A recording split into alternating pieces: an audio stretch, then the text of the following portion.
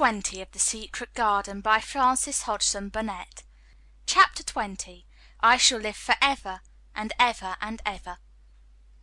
But they were obliged to wait more than a week, because first there came some very windy days, and then Colin was threatened with a cold, which two things happening one after the other would no doubt have thrown him into a rage, but that there was so much careful and mysterious planning to do, and almost every day Dickon came in, it only for a few minutes, to talk about what was happening in the moor, and in the lanes and hedges, and on the borders of streams.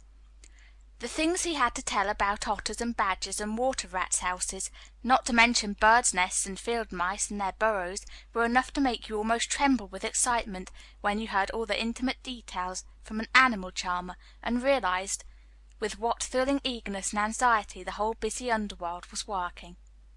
"The same as us," said Dickon, "only they have to build their homes every year, and it keeps them so busy they fair scuffle to get 'em done."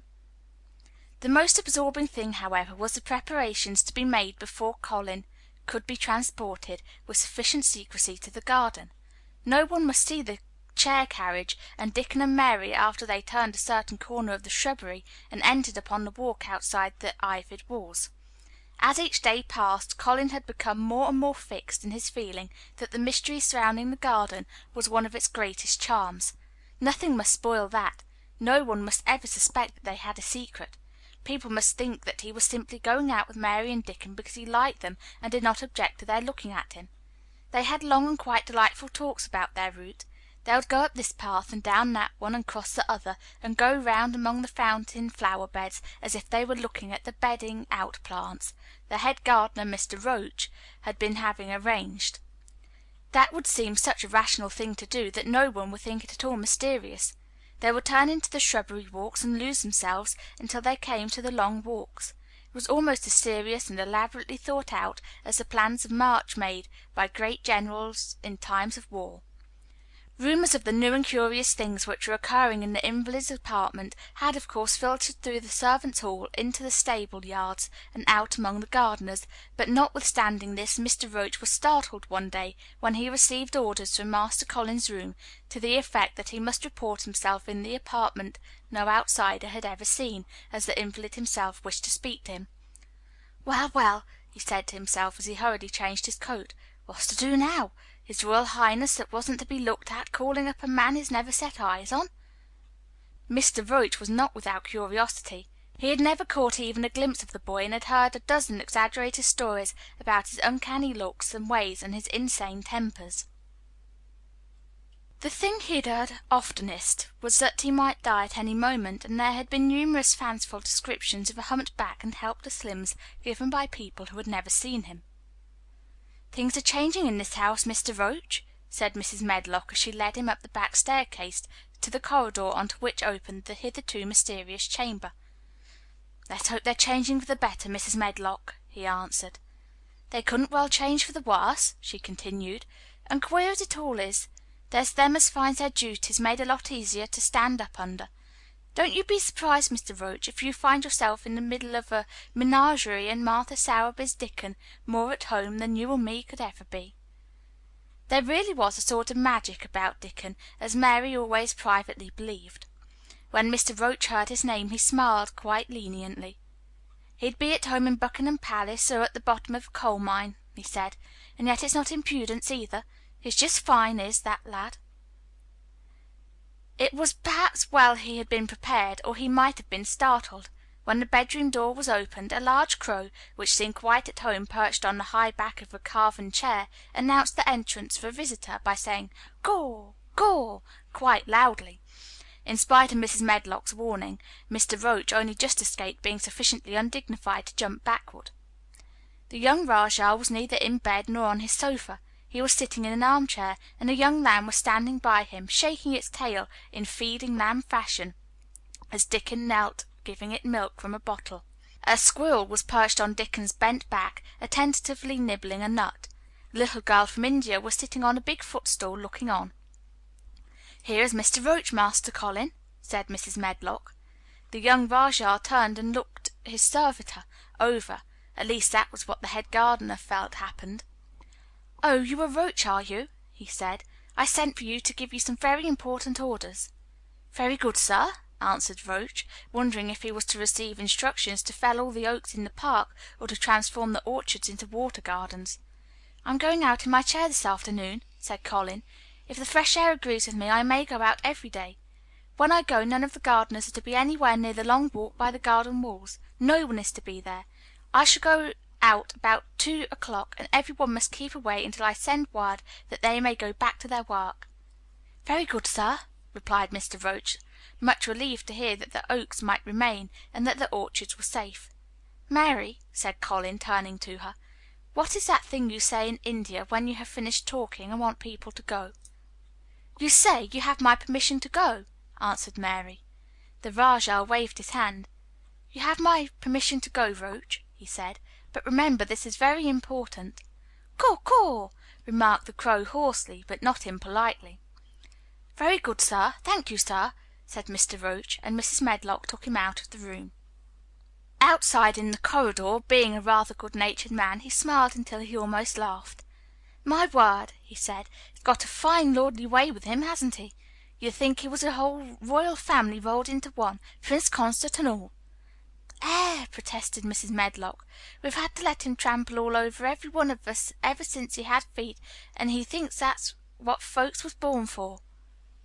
"Perhaps he'll grow out of it if he lives," suggested Mr. Roach. "Well, there's one thing pretty sure," said Mrs. Medlock. "If he does live and that Indian child stays here, I'll warrant she teaches him that the whole orange does not belong to him, as Susan Sowerby says, and he'll be likely to find out the size of his own quarter." Inside the room Colin was leaning back on his cushions.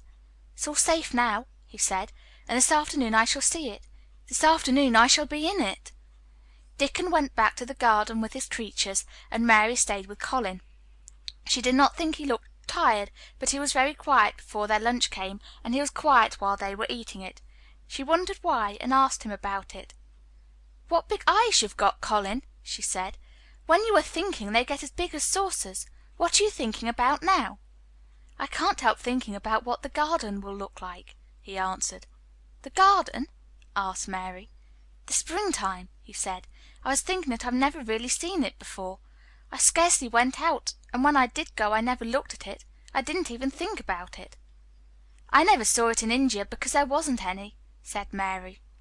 Shut in and morbid as his life had been, Colin had more imagination than she had, and at least he had spent a good deal of his time looking at wonderful books and pictures. "That morning when you ran in and said, 'It's come,' you made me feel quite queer. It sounded as if things were coming with a great procession, and big bursts and wafts of music. I've a picture like it in one of my books. Crowds of lovely people and children, with garlands and branches and with blossoms on them. Every one laughing and dancing, and crowding and playing on their pipes. That was why I said, 'Perhaps we shall hear golden trumpets,' and told you to throw open the window." "How funny," said Mary. "That's really just what it feels like. And if all the flowers and leaves and green things and birds and wild creatures danced past at once, what a crowd it would be. I'm sure they'd dance and sing and flute, and that would be the wafts of music." They both laughed, but it was not because the idea was laughable, but because they both so liked it. A little later the nurse made Colin ready. She noticed that instead of lying like a log while his clothes were put on, he sat up and made some efforts to help himself, and he talked and laughed with Mary all the time.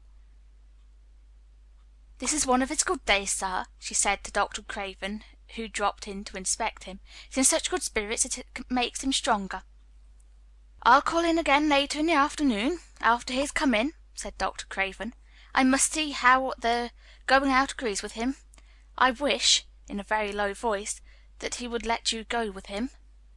"I'd rather give up the case this moment, sir, than even stay here while it's suggested," answered the nurse with sudden firmness. "I hadn't really decided to suggest it," said the doctor with a slight nervousness. "We'll try the experiment. Dickon's a lad I'd trust with a newborn child." The strongest footman in the house carried Colin downstairs and put him in his wheeled chair, near which Dickon waited outside. After the manservant had arranged his rugs and cushions, the Rajah waved his hand to him and to the nurse. "You have my permission to go," he said, and they both disappeared quickly, and it must be confessed giggled when they were safely inside the house. Dickon began to push the wheeled chair slowly and steadily. Mistress Mary walked beside it, and Colin leaned back and lifted his face to the sky.